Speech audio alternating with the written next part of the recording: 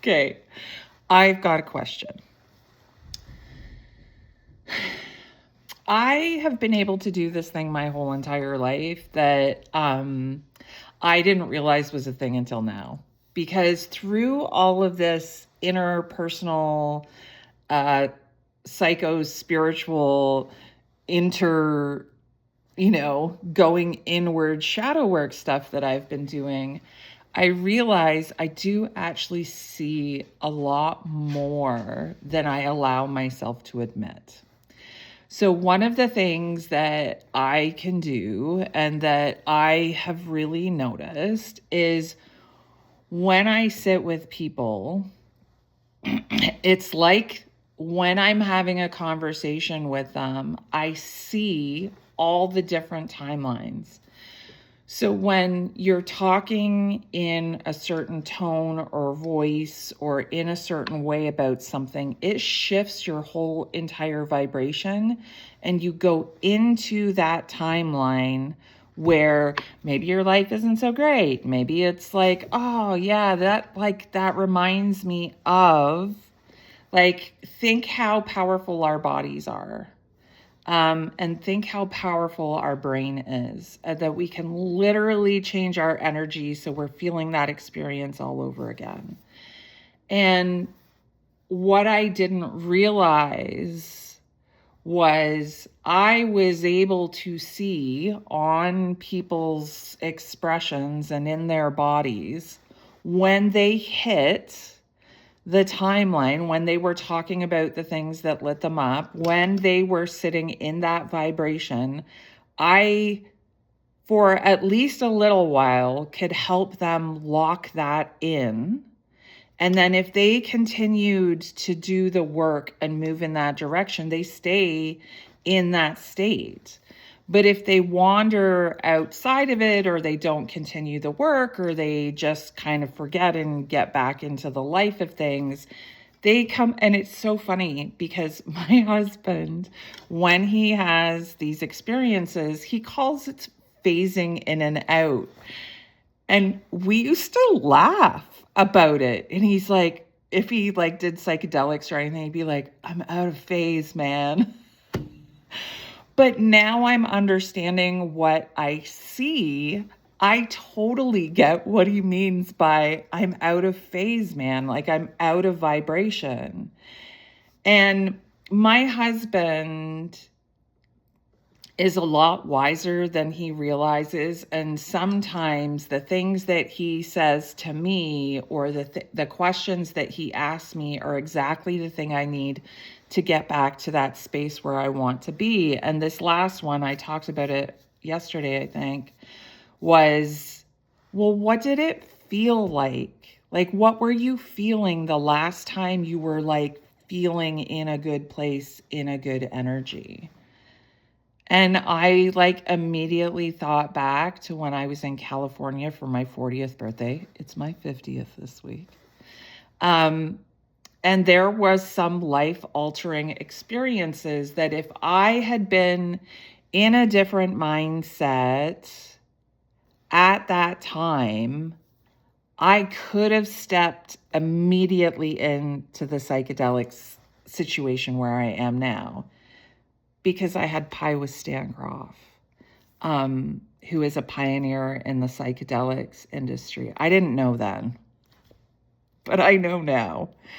And we had conversations about consciousness, and as a medium, because at the time that's what I was doing, as a medium, what I thought consciousness was. And I had actually explained to Stan that I didn't think it was what everybody else thought it was. I believed that it was just a different vibration, and that because my brain was a little bit different, and I remember, like, I have to go back and read my own damn book, but I remember even saying, I know my brain is a little bit different, and that I have space here to be able to receive the information that usually is meant for others. That like I can just tap into that, like it's their consciousness and I just like hop into it. And that's what it always felt like to me when I was doing mediumship, that I would just get to this really kind of like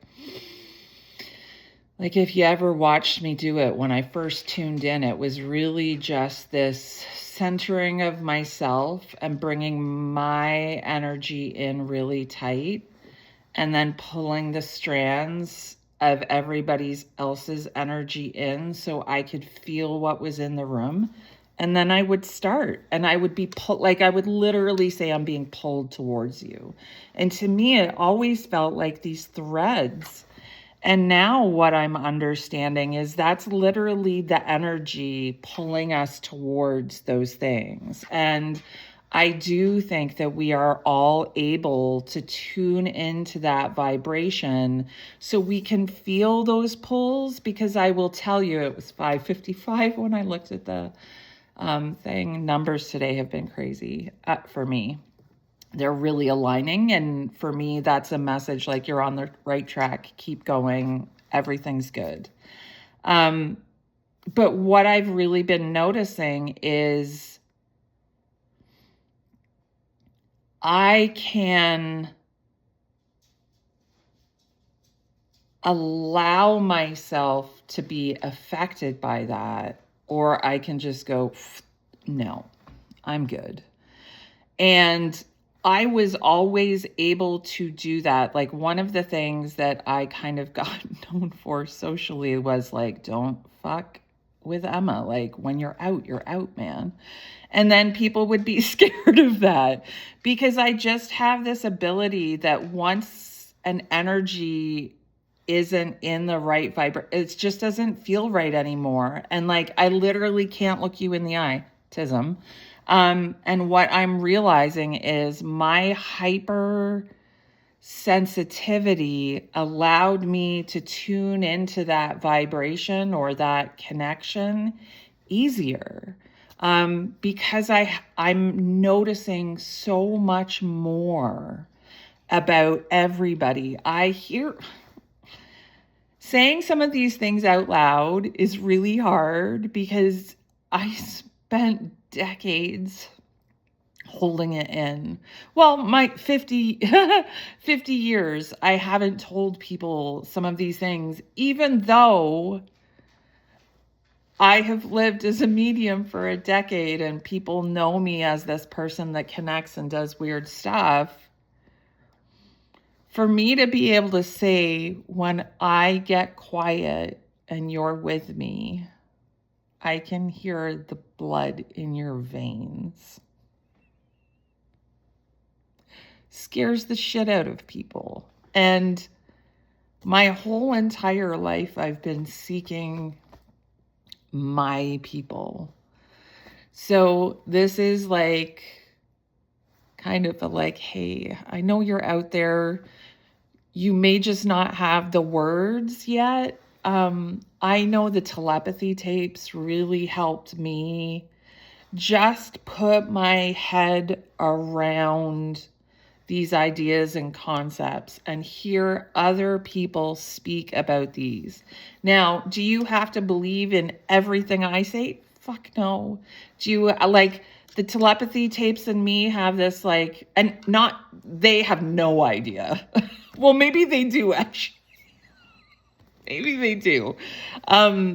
Because I've been given some hints along the way that there is going to be a connection there eventually, but I'm just laughing the whole time because like I hear the conversations in my head. Like once I tune into that energy and realize like, oh yes, they have had a conversation, then I can actually hear the conversation and then I can actually like see them laughing and I can see us laughing about this situation. And I had to get to this place to be able to say, I know what it is. And I can help other people understand it because I've now felt it 100% in my body. I'm a Gestalt learner. So it's the reason why I have to go to the very end of everything. So like when I was a photographer, I just became one of the best in the industry because I needed to see it play out to the end. And then when I kind of reached my peak in that, I'm like, well, you know, all photographers retire and become a college professor. So I became a college professor. I did it way too early. I did not want to be a college. That was my retirement plan. And then I realized like my life was on this different path. I knew that I didn't really have control over it. And that as long as I always listened to my gut and as long as I always just followed what my body was telling me, I was always going to end up in the right place. And this weekend, I had a very powerful circle with some of my closest, and it shifted something in me. It made me realize that I finally do have my community. I finally do have my support system. Everything is coming together. Even me and my husband fought a lot this weekend, but like that all came to a positive conclusion. Like everything worked out and I saw everything starting to hum. And this morning, like as soon as I turned on the camera, I just went, oh, there it is. There's the spark. We're in it. So now I've just got to do a couple of things to lock it in. I have to start speaking like this is my life now. And that's why, if you have followed me all along, I just go, I'm not a photographer anymore. I'm a medium. Like there was a transition for me behind the scenes, but nobody else saw that. I just went from being a full-time photographer to being a full-time medium, and then became a best-selling author, and then just started doing all of these things and click, click, click, click, click. It moved me in the direction that I needed to get here.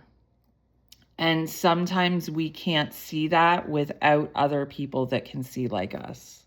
So again, this short little like cry for help is actually just not even a cry for help, just there's others like you out there. And we do feel things really intensely. And we do, we have to start to believe our own minds because they were right all along. And society just told us that, no, man, you can't do that. Even though there's like, I don't know how many stories in the back of my book that like confirmed experiences. I don't know, man. Everything's changing. So why can't this become the truth for everybody? And why can't we just live a life of ease and have it be like that? Okay. Yep. Because from the outside, I know I look like a dick. I made it look really fucking easy to get here. That I've always just been that like gracious, well, maybe not so gracious. But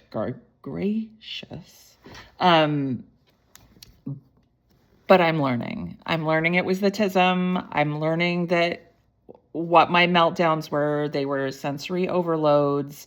That when you're in a complete and utter sensory overload, because you can literally hear people's blood in their veins. Can you imagine what my sensory system felt like after a wedding? I know. Anywho, I'm going to leave it at that. We need to speak our truth more often as autistic individuals, and I want to make space for that to happen. So please share your stories down below if you have similar experiences of that, seeing different faces on people or seeing like a different vibration. Like you can literally, when people come to me, sometimes they look like completely different people, and it's why I don't remember your names, because your face changes. Seriously, I'm just starting to figure all this out. It's really wild. I fucking love it. And it can all be proven with science and like, I'm so excited. Okay. Bye.